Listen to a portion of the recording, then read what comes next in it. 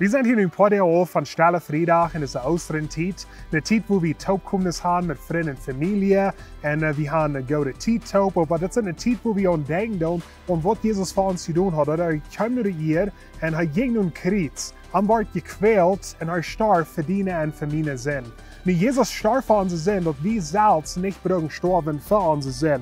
En Römer kapitel 6, vers 23 sagt het dit: Der Lohn, der de zin tut, ist der Dood. God schenkt dat eeuwige leven en Christus Jezus onze Herrn. En zo, God verlangt dat we zin wordt bloot uitgegaan. En zo, we zijn in een vervallene wereld, we zijn vervallene mensen, we zijn bij volkomen. We hebben van klein aan immer gezinnig, zo we brengen God zijn genade en we brengen dat bloot wat Jezus hat uitgegaan verdienen voor mijn zin. Wenn er nicht für Jesus Christus wäre, dann würde wir eeuwig leben wieder auf von Gott sein. Wir würden in der Hall sein für alle Ewigkeit. Aber Jesus ging bei uns nun Kreuz und starb für unsere Sinn. Er nimmt deine Sinn ab sich und er nimmt meine Sinn ab sich.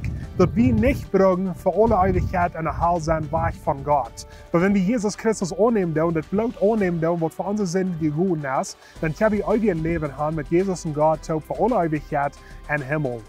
Nu, dat is de bediening van deze Osterentijd. En zo deze tijd waar we met vrienden en familie top zijn, hebben vielleicht zo schön het eten, hebben dus een goede tijd top. We hebben niet vergeten de oorzaak waarom we die Ostern celebreren doen. En dat is dat geschenk wat God ons gegeven heeft van eeuwig leven en dat Jezus voor onze zin gestorven is. Ik wil je dus moeten spreken met deze woord. Wanneer je deze video hebt geliked, dan wil ik like op Facebook, subscribe op YouTube, check deze video aan met je vrienden en familie en we zien ons nächste week.